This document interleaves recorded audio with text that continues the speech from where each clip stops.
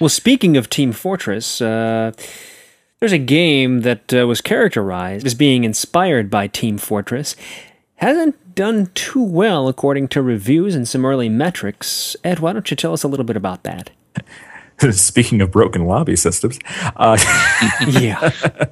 yeah, no, I am kind of let down by Brink at the moment. It's a game I've had my eye on for a long time. The art style alone, it really, caught my fancy.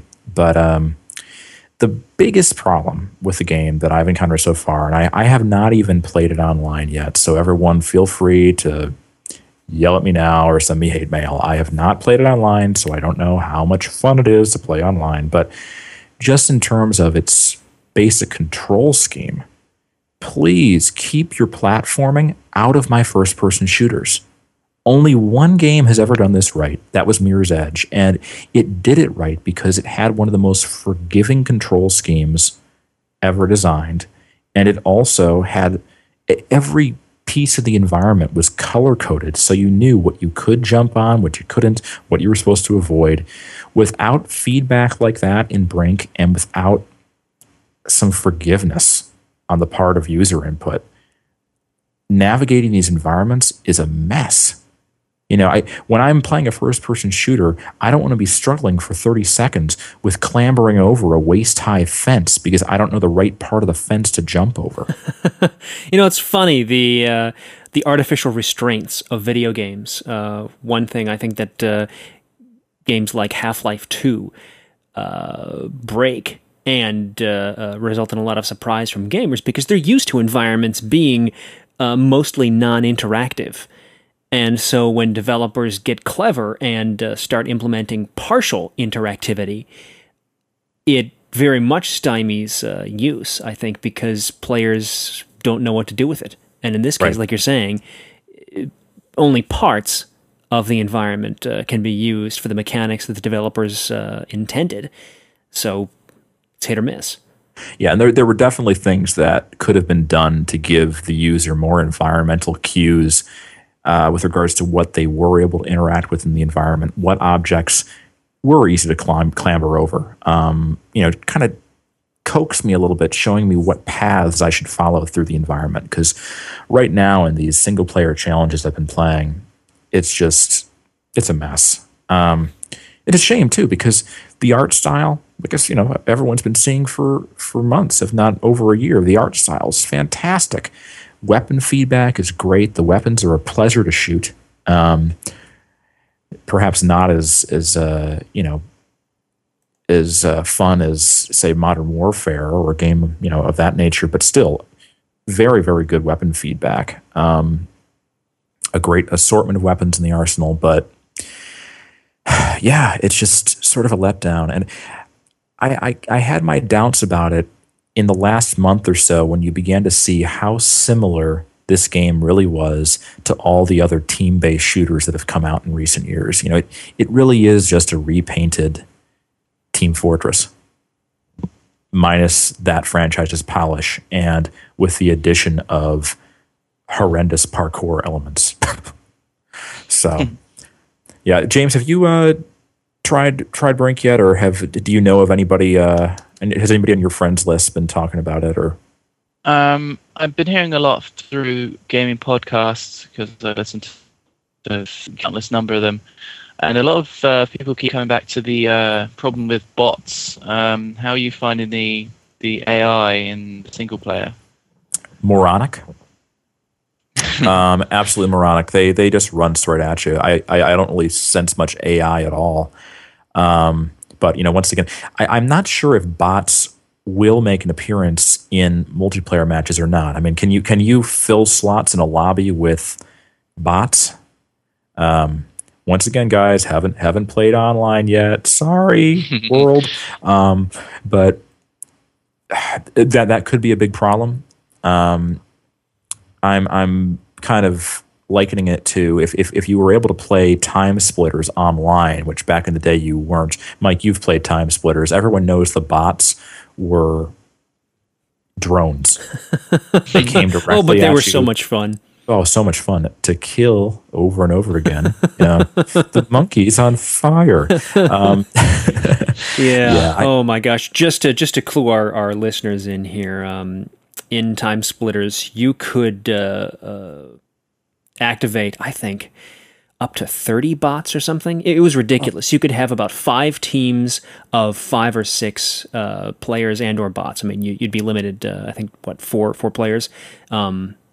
Right, it was split screen only at the time, but okay, yeah. But you could just make these legions of bots, and obviously, Time Splitters, you have this enormous breadth of NPCs to choose from Spetsnaz agents to animated gargoyles, and don't forget the monkeys and the monkeys.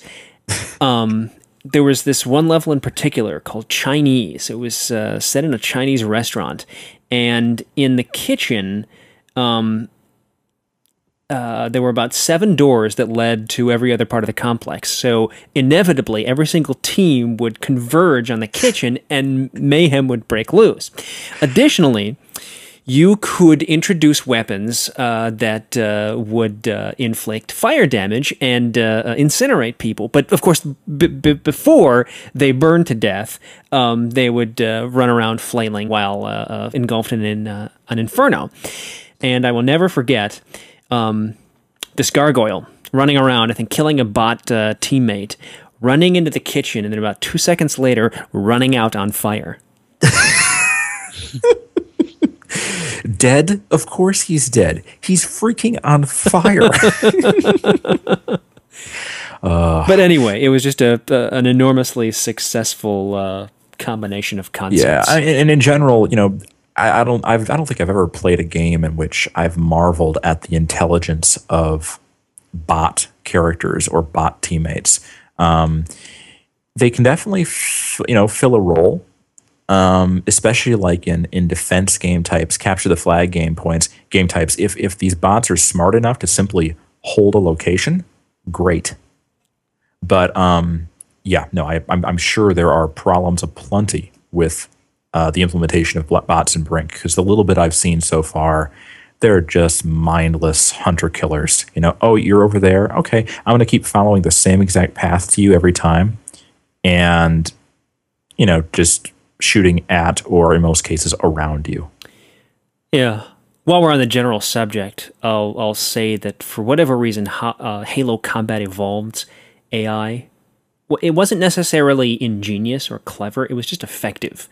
That would be one example of mechanics working well. The other would be Half-Life 2's Combine Overwatch, the Combine soldiers. They were appropriately defensive, seeking cover, and aggressive. When there were a lot and they were coming towards you, they would not hesitate to close, especially when they were armed with short-range weapons like shotguns. All right, and there's no reason at all that artificial intelligence has to be particularly intelligent. Mm-hmm. Both games you've mentioned. But again, the bottom line was that the AI was effective. It was fun to play against, and it was effective, and it gave the illusion of intelligence, yes, which is probably far more powerful, in terms of user experience than truly potent artificial intelligence is. Mm-hmm.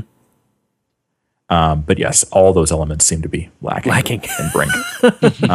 I don't mean to speak too poorly on this property. I'm gonna play the online if I can wrangle some people to play with. There just seems to be too much working against the game, though.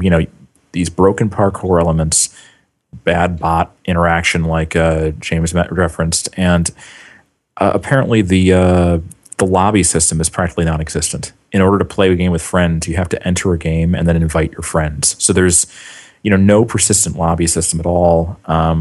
Which, I'm sorry, this is 2011. People, get it together. When did Halo 2 come out? 2004. 2005, 4. 2004. That's how well established the concept is. You're right.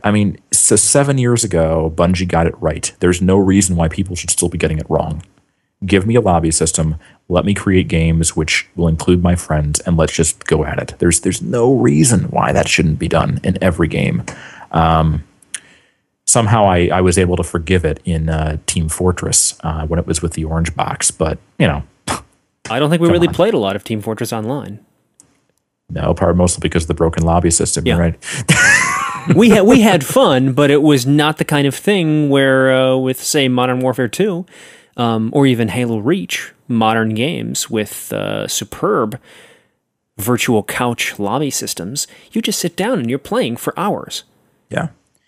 No, is this a relic of PC gaming kind of leaching its way into the console place that, on PCs, so many people have dedicated servers, so I have other means to decide with whom I'm playing my game. Yeah, So possibly. a But lobby then, system doesn't matter as much, but still, hell, a game like World of Warcraft is increasingly implementing lobby system type mechanics, from the looking for dungeon finder to the oft promised looking for raid system. It works. It connects large amounts of simultaneous users together towards a common purpose. And it's kind of silly to have to conscript people into your little lobby every single time. And James and I are both taking a drink right now because of the World of Warcraft reference. I had to do it. I didn't like the idea of you guys going through a podcast dry. Okay. Well, thank you. Thank you. The long and the short of it is it's inexcusable. If you're making a console game these days, developers of the world, please give us a lobby system. If nothing else, it makes no sense why Microsoft or Sony, if you have a first-party game that features an outstanding lobby system, why you aren't offering that lobby system as a tool set to every third-party developer you have an agreement with, it boggles my mind, because good matchmaking sells an online system. Xbox Live is great, partially because, and in large part because, so many of the developers that are publishing games on it have embraced Microsoft's lobby mechanics that have, been in first-party products. Sony's getting there. It does not make sense to me why you would release a product without these features. There's talk of patches to correct some of these issues down the line, but what good are patches when the game's here now, and by the time the game is patched 2 months from now, no one's playing it anymore. It's not even relevant. So, Brink, I wish you the best. I'm going to give you a chance, but right now the cards are stacked against you.